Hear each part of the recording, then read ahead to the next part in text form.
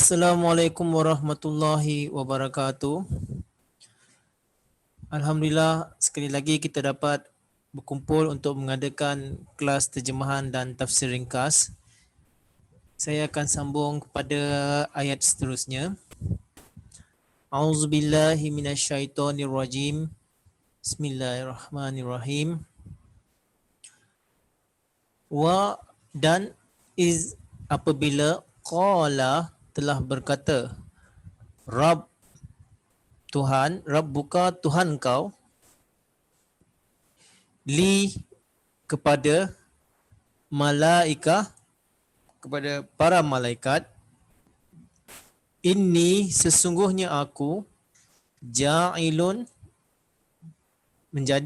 telah menjadikan fi dalam ardi, ni banyak kali fil ardi, dalam bumi, di bumi, khalifah bahasa Melayu pun khalifah juga.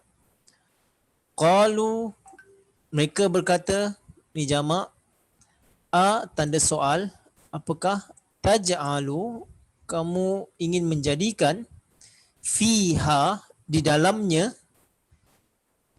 mereka yang yufsidu menumpahkan, fiha di dalamnya, wa dan ini yufsidu membuat fasad, yasfiku menumpahkan, dima darah, damu maknanya darah, dima jamak kepada darah, maknanya darah-darah. Wa dan nahnu kami, nusabbihu bertasbih, kami bertasbih, bihamdika dengan memuji engkau, bi ni dengan, bihamdika dengan memuji engkau, waw dan nukaddisu mengkuduskan, laka kepada engkau, bagi engkau. Qala Allah Ta'ala berfirman, inni sesungguhnya aku, a'lamu aku yang maha mengetahui, ma apa yang la tidak ta'lamun kamu ketahui. Okey. Saya harap semua faham, tidak terlampau laju, banyak perkataan dan kita dah biasa dengar dan cuma ada beberapa kita akan terangkan sebelum saya bagi terjemahannya ringkas.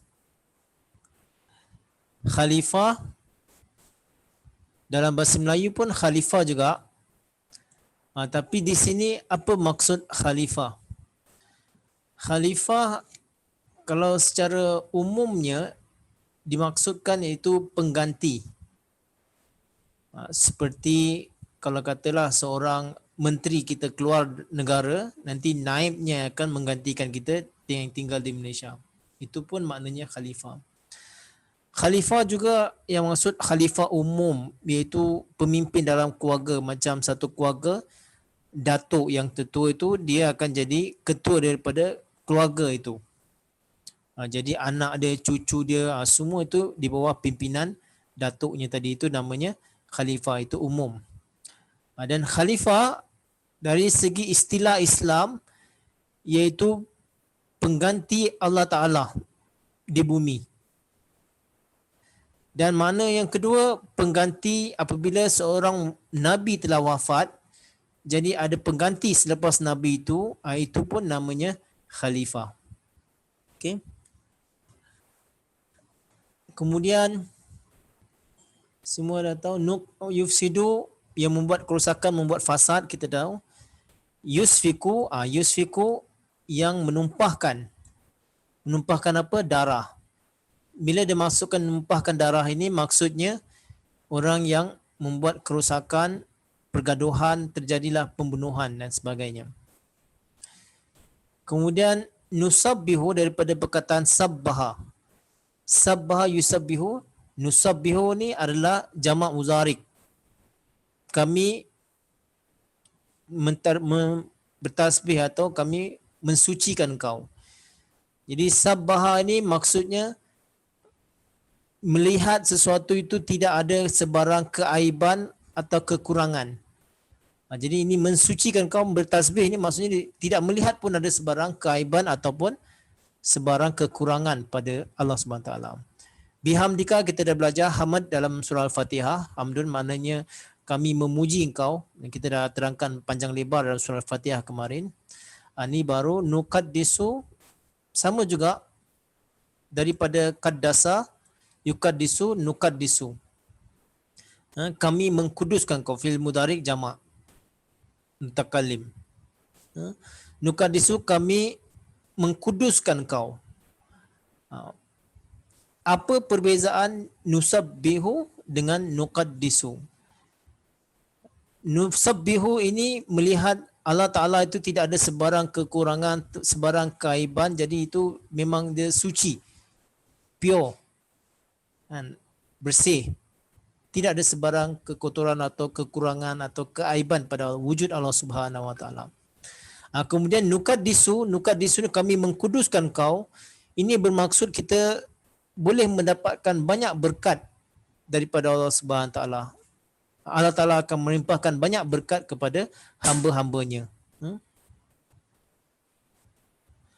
Ini semua dah tahu. Qala ini alamu ma'ala ta'lamun. Okey, kita belajar terjemahannya ringkas.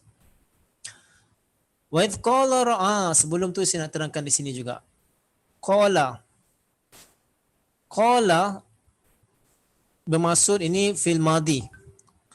Dia telah berkata. Mana Allah Ta'ala telah berkata, telah berfirman.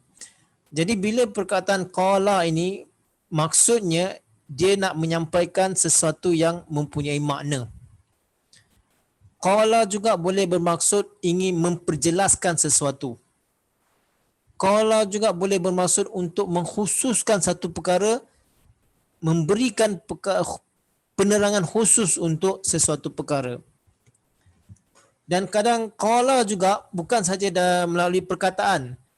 Kadang-kadang dalam fikiran pun, dalam gaya bahasa Arab, mereka boleh gunakan perkataan qala. Seperti dia berkata qala ni macam kata hati aku berkata. Dia tak berkata tapi fikiran dia, hayalan dia, pendapat dalam hati dia. Itu pun dia gunakan perkataan qala juga.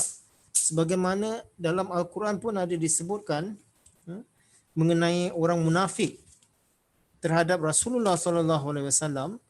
Mereka juga mengatakan, sebentar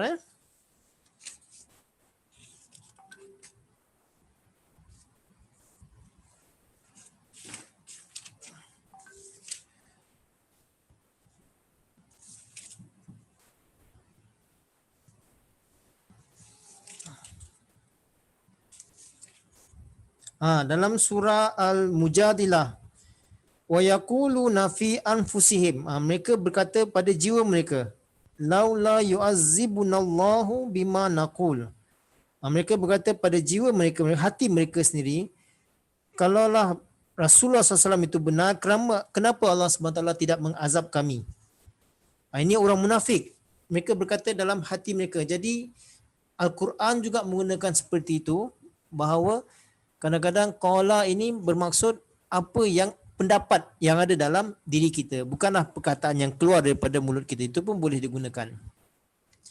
Okey.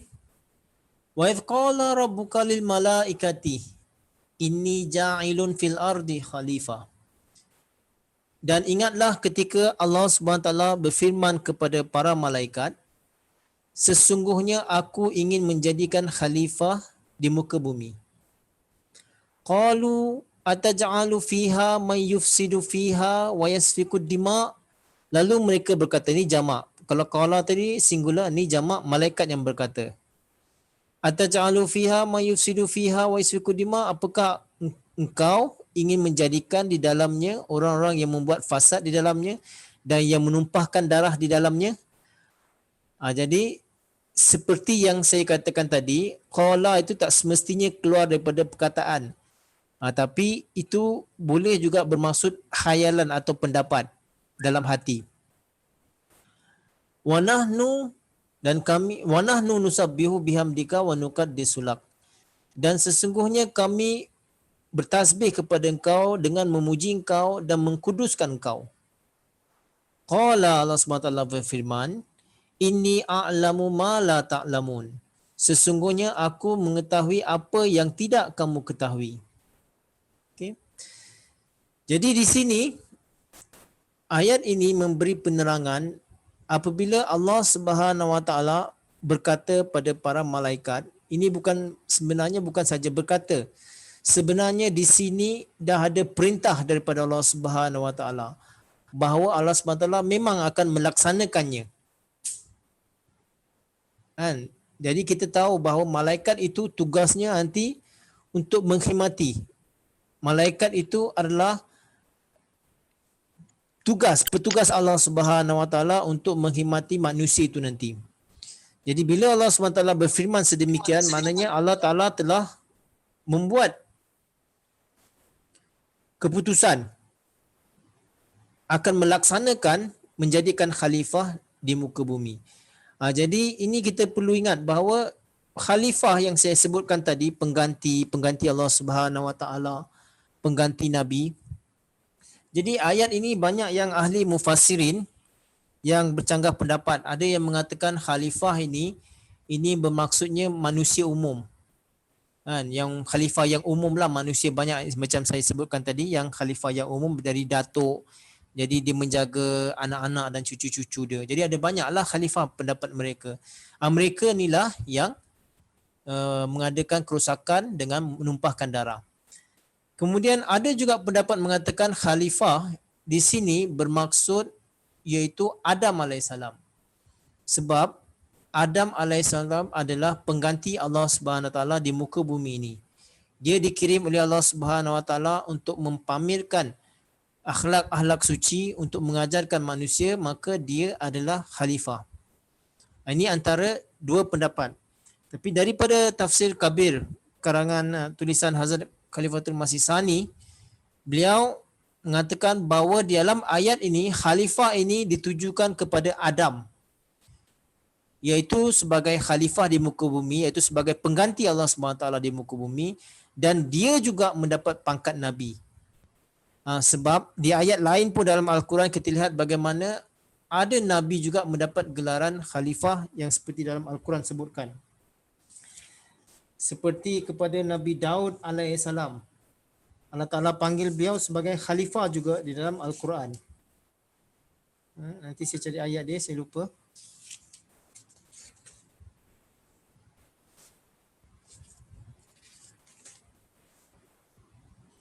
Okey. Itu nanti ayat dia saya carikan. Tapi memang ada Nabi Daud alaihissalam juga digelar sebagai khalifah. Jadi khalifah yang berpangkat Nabi, bukan yang khalifah umum tadi. Khalifah kebiasaan tadi bukan. Jadi bila ayat ini mengatakan bahawa khalifah ini ditujukan kepada Adam, jadi kejayaan Adam tu di mana? Di bumi. Jadi ada pendapat yang mengatakan Adam itu daripada syurga, yang ni syurga tu nanti kemudian kononnya syurga yang abadi tu, yang banyak kita boleh mendapatkan apa saja yang kita mahukan, kita boleh mendapat apa saja yang kita inginkan. Ada pendapat mengatakan seperti itu. Tetapi ayat ini awal lagi telah menolak bahawa kejadian Adam sebagai khalifah itu di bumi, bukan di jannah atau syurga. Syurga tu kemudian nanti saya tunjukkan.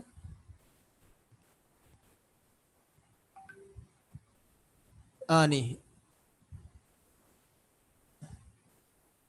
jannah ini kemudian.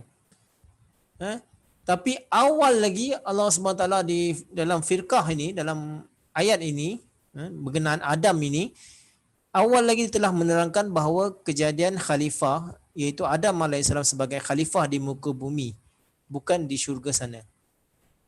Tapi syurga kemudian tu, tapi syurga ni pun kita boleh perbahaskan bahawa syurga yang dimasukkan di sini adalah syurga di dunia. Itu kemudianlah nanti kita belajar. Jadi jelas bahawa ahli mufassirin mengatakan, banyak juga yang mengatakan bahawa khalifah ini yang ditujukan di sini dalam ayat ini adalah Adam alaihissalam. Jadi kejadian Adam alaihissalam fil ardi, di bumi. Kemudian bila Allah Ta'ala mempunyai rancangan seperti ini, qalu wa taj'alu fiha may yusidu fiha wa yasfiku dima, para malaikat mengatakan, apakah engkau ingin menjadikan orang yang membuat fasad di dalamnya dan menyumpahkan darah di dalamnya, Jadi seperti saya katakan tadi, qalu ini bukanlah seperti keluar daripada perkataan. Ini boleh juga bermaksud pendapat khayalan. Bila dah ada khalifah, ada manusia ramai, nanti akan terjadilah kerosakan di muka bumi, akan terjadilah pertumpahan darah.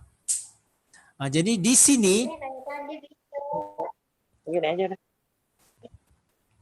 sini bukan bermaksud bahawa para malaikat itu mempersoalkan atau mempertikaikan keputusan Allah Subhanahu Wa Taala. Bukan, itu sesekali tidak, nanti kita terangkan seterusnya.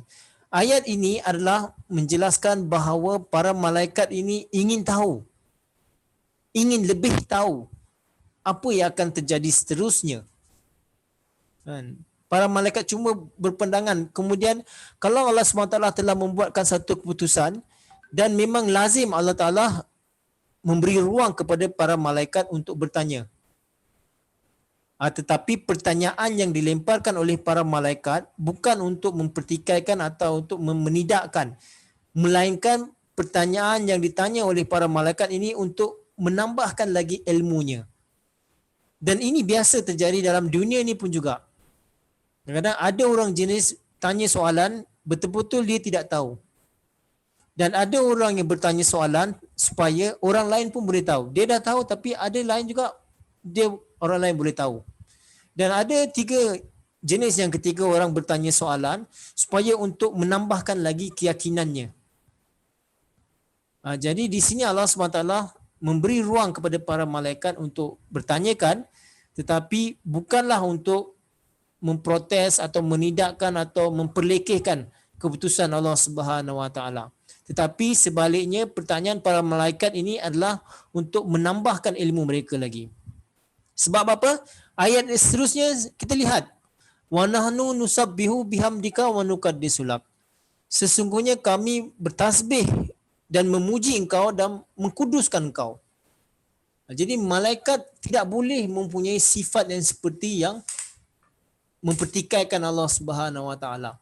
Sebab dia sentiasa yakin, tahu kebesaran Allah Subhanahu Wa Taala. Dia sentiasa bertasbih, memuji Allah Subhanahu Wa Taala dan mengkuduskan Allah Subhanahu Wa Taala.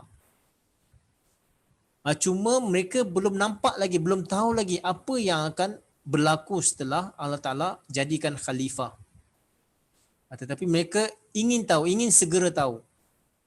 Tapi mereka bukanlah pembangkang atau yang memprotes atau memperlekehkan keputusan Allah Subhanahu Wa Ta'ala. Kemudian ayat seterusnya Allah Subhanahu Wa Ta'ala berfirman, qala inni a'lamu ma la ta'lamun. Allah SWT berfirman, sesungguhnya aku mengetahui apa yang kamu tidak ketahui. Jadi memang Allah Ta'ala dah bagi tahu kepada para malaikat, dia mengetahui apa yang kamu tidak ketahui. Bahawa mungkin pada pandangan khayalan para malaikat, manusia itu akan menumpahkan darah. Tetapi tujuan Allah SWT mengirimkan para nabi, mengirimkan para khalifah di muka bumi untuk mengadakan perbaikan, untuk mengislahkan manusia yang memang sudah rosak. Jadi kemudian malaikat ni baru sedar bahawa yang menumpahkan darah, yang merosakkan ini bukanlah para nabi, bukanlah para khalifah, tetapi orang-orang yang ingin dipimpinnya. Jadi merekalah yang menumpahkan darah, merekalah yang membuat kerosakan. Tetapi tujuan suci Allah SWT mengirimkan para nabi dan para khalifah iaitu untuk mengislahkan umat manusia. Sebab apa? Banyak dalil dalam Al-Quran. Kita lihat bagaimana tujuan khalifah itu untuk memperbaiki umat manusia. Sebentar saya tunjukkan. Berapa bukti dalam Al-Quran. Kita lihat bagaimana khalifah itu seperti saya sebutkan, iaitu pengganti Allah SWT di muka bumi ini. Jadi mereka akan memainkan peranan untuk mempamerkan sifat-sifat Allah SWT di atas muka bumi ini. Sifat kasih dan sayang, pemaaf dan sebagainya. Jadi yang paling besar iaitu khalifah ini berpangkat Nabi. Seperti kita lihat bagaimana Al-Quran dalam surah Al-A'raf, rukuk yang ke-9, Allah SWT berfirman, wa idhkuru iz ja'alakum khulafa min ba'di qaumi Nuh. Dan ingatlah ketika telah dijadikan khulafa selepas kaum Nuh. Setelah Nabi Nuh alaihissalam pun, setelah hancurnya kaum Nuh alaihissalam, Allah Ta'ala bangkitkan para khulafa. Yang ini tujuan khalifah itu untuk memperbaiki tamadun atau bangsa yang hancur atau yang sedang terjadi kerosakan dalam satu kaum itu. Jadi tujuan khalifah itu Allah Ta'ala kirim untuk memperbaiki keadaan mereka. Begitu juga di ayat lain, wadhkuru iz ja'alakum khulafa min ba'di ad. Surah Araf ayat rukuk yang ke-10. Ingatlah ketika telah dijadikan para khalifah selepas Ad, setelah Nabi Ad alaihissalam, ada khulafa juga. Kan Nabi Ad kaumnya telah dihancur. Jadi kaum yang hancur itu untuk meneruskan, untuk memperbaiki mereka, Allah Ta'ala kirimkan khulafa, para khalifah. Jadi khalifah ini tujuannya adalah supaya untuk memperbaiki kaum yang rosak yang ada pada waktu itu. Jadi maka dikirimkan khalifah. Jadi ayat ini mengatakan tadi di bumi, maknanya di bumi itu telah ada kerosakan atau mereka belum mengenal Allah Subhanahu Wa Taala. Mereka ingin mula mengenal Allah Subhanahu Wa Taala tapi mereka tersilap langkah. Ada yang menyembah matahari, ada yang menyembah sungai, ada yang menyembah binatang-binatang. Jadi Allah Ta'ala kirimkan Nabi Adam AS sebagai khalifah untuk mengajarkan mereka tauhid. Itu yang pertama. Kemudian kita lihat, nanti boleh tanyakan soalan. Kita lihat bagaimana dalam Al-Quran juga apa tujuan Adam AS dikirimkan. Ada beberapa tugas yang besar Allah Ta'ala kirimkan Adam di muka bumi ini. Kita lihat bagaimana Allah SWT berfirman dalam surah Al-Baqarah juga, Ya Adam uskun anta wazal jukal jannah. Wahai Adam, tinggalkah engkau dengan pasangan engkau di dalam syurga. Jadi ayat ini mengisyarahkan adalah satu sistem perkahwinan, rumah tangga. Bukan seperti orang-orang yang belum bertamadun dahulu. Kalau kita belajar zaman batu dulu, kalau mereka nak berkahwin, mereka ambil batu, mereka ketuk kaum lelakinya, bunuh kaum lelaki-lakinya dan bawa lari yang kaum orang-orang perempuannya. Jadi cara seperti itu yang mereka lakukan. Mereka masuk kampung, mereka bunuh yang lelaki-laki, mereka rampas perempuan-perempuannya. Jadi cara inilah yang tidak dibenarkan. Maka Allah Ta'ala kirimkan Adam mengajarkan mereka supaya mereka ada institusi keluarga berkahwin dengan secara yang sah. Kemudian salah satu yang lain tugas Adam alaihissalam iaitu supaya Allah taju'a fiha wala ta'ra wa annaka la tadma'u fiha wala tadha. Ini supaya mereka tidak lapar, supaya mereka juga mendapat tempat perlindungan di dalamnya. Jadi di sini maksudnya Nabi Adam AS disuruh untuk mengajarkan umat pada waktu itu untuk adakan sistem pengairan. Jadi tidaklah mereka kais pagi makan pagi, kais petang makan petang. Jadi bila ada pengairan, mereka boleh menternak, mereka boleh bercucuk tanam. Jadi tidak adalah lagi mereka kais pagi makan pagi, kais petang makan petang. Kemudian mereka diajar untuk adakan rumah, bina rumah, buat rumah. Jadi mereka tidak tinggal di gua-gua. Dan kita tahu bahawa manusia dahulunya, yang berjuta-juta tahun dahulu itu, mereka tinggal dalam gua sebagai perlindungan. Tapi bila Nabi Adam AS datang, dia mengajarkan mereka tidak perlu lagi tinggal di gua-gua, mereka boleh bina rumah di daratan. Buat pagar supaya binatang-binatang buas tak ganggu. Tidak perlu pergi memburu. Ada binatang-binatang yang Allah Ta'ala ajarkan yang boleh kita ternak. Itu nantilah kemudian. Jadi di sini khalifah tadi, tugas Adam AS supaya ada institusi perkahwinan, supaya mereka ada dapat sistem pengairan dan mereka dapat tempat perlindungan, penempatan. Jadi inilah maksudnya di bumi tadi. Itu antara tugas-tugas Nabi Adam AS. Saya sambung ayat seterusnya. Wa'allamal Adama wa'allama Adamal asma, dan diajarkan kepada Adam. Allama telah diajarkan. Adama asma, nama-nama, daripada isim singular, asma maknanya plural, nama-nama. Kullaha, kul kesemua, hanya kesemuanya. Summa kemudian aradahum memfokuskannya nama-nama itu ala kepada malaikah, para malaikat.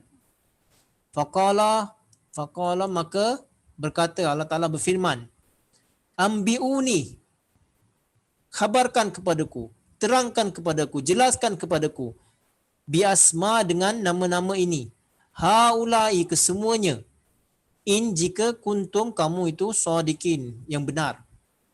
Jadi di sinilah yang dikatakan wa'allamal adama asma, apabila telah diajarkan kepada Adam asma kullaha, kesemuanya, thumma aradahum alal malaik, semua difokuskan kepada para malaikat. Jadi asma di sini bermaksud iaitu perkara-perkara yang berfaedah untuk manusia. Asma juga bermaksud iaitu nama-nama yang malaikat tidak tahu sebelumnya. Seperti malaikat tidak tahu macam memaafkan, kerana beliau, malaikat itu hanya menjalankan tugas Allah Subhanahu Wa Taala. Tetapi bila Adam alaihissalam memperlihatkan ini, memaafkan. Bila ada orang salah, dia maafkan. Malaikat dia tidak ada seperti itu. Malaikat Allah Taala suruh berikan azab, dia berikan azab. Allah Taala kata berikan rezeki, diberikan rezeki. Jadi ini tugas para malaikat. Tapi bila disebutkan Adama dan Asma ni, banyaklah nama-nama sifat. Nama-nama sifat Allah Subhanahu Wa Taala yang dipertontonkan oleh Adam alaihissalam. Lalu diberitahukan kepada malaikat. Jadi nama-nama ini memang tidak terkenal dan malaikat tidak tahu sebelumnya. Jadi bila dibawakan ke hadapan para malaikat, Allah SWT berfirman, faqala ambiuni bi asma'i, maka terangkanlah, jelaskan aku nama-namaku ini jika kamu yang benar. Bukanlah Allah Ta'ala nak memperlekehkan malaikat pula, tidak. Jadi Allah Ta'ala ingin memperlihatkan keagungannya, kebesarannya, bahawa ciptaannya atau Allah Ta'ala menjadikan sesuatu itu pasti ada faedahnya. Jadi dengan kurnia kedatangan Adam alaihissalam, manusia yang dulunya kelaparan, jadi mereka tidak perlu berlapar lagi. Manusia yang dulunya mungkin mereka juga pemangsa atau menjadi mangsa, tapi tidak lagi, mereka tidak boleh jadi pemangsa kerana mereka dah ada sistem pertahanan. Ada pagar, ada senjata untuk mempertahankan daripada binatang-binatang buas. Jadi inilah yang tidak ada, malaikat tidak tahu sebelumnya. Tetapi Allah Ta'ala telah ajarkan kepada Adam alaihissalam. Jadi setelah itu baru para malaikat mengetahui. Tapi sebelumnya mereka tidak tahu. Okey. Dan banyaklah, ini banyak contoh. Sama ada nama-nama ni pengasih, penyayang, maaf. Inilah yang diajarkan kepada Adam, lalu diperlihatkan. Apabila Adam perlihatkan dalam kehidupannya, dalam kehidupan ketika dia hidup bermasyarakat dengan penduduk atau tamadun atau manusia ketika itu, jadi malaikat melihatnya. Dan barulah malaikat tahu bahawa tujuan Allah Subhanahu Wa Taala menciptakan Adam ini mempunyai satu tujuan yang besar. Bahawa berkat dengan kedatangan Adam alaihissalam, ramai manusia boleh mengenal Allah Subhanahu Wa Taala. Sedangkan sebelum itu mereka tersesat. Mereka ingin percaya kepada Tuhan, ingin mengetahui Tuhan, tapi kerana lemahnya, kerana terbatasnya, mereka mula percaya kepada benda-benda yang bukan Tuhan, seperti matahari, sungai, gajah, harimau. Benda-benda yang mereka rasa takut, mereka anggap Tuhan. Atau benda-benda yang memberikan faedah banyak kepada mereka, mereka mula menganggap Tuhan. Jadi mereka tak sampai untuk memikirkan kepada Tuhan yang sebenar. Maka dengan kurnia kedatangan Adam alaihissalam mengajarkan bahawa Tuhan itu satu, Tuhan itulah yang menciptakan matahari, Tuhan itulah yang menciptakan sungai, Tuhan itulah yang menciptakan harimau, gajah, Tuhan-Tuhan yang mereka sembah itu. Jadi inilah berkat Allah SWT mengirimkan Adam alaihissalam kepada manusia yang sebelumnya itu belum boleh dikatakan manusia kerana mereka hampir sama saja seperti haiwan. Mereka tidak bertamadun, mereka boleh jadi mangsa, boleh menjadi pemangsa juga, dan mereka tak ada sistem perkahwinan, sistem civilization belum ada. Jadi mereka tu barbaric. Memang memang seperti haiwan lah waktu itu. Jadi bila Adam alaihissalam tiba mengajarkan mereka tentang tauhid, maaf, sayang semua, barulah mereka, darajat mereka tu diangkat oleh Allah Subhanahu Wa Taala.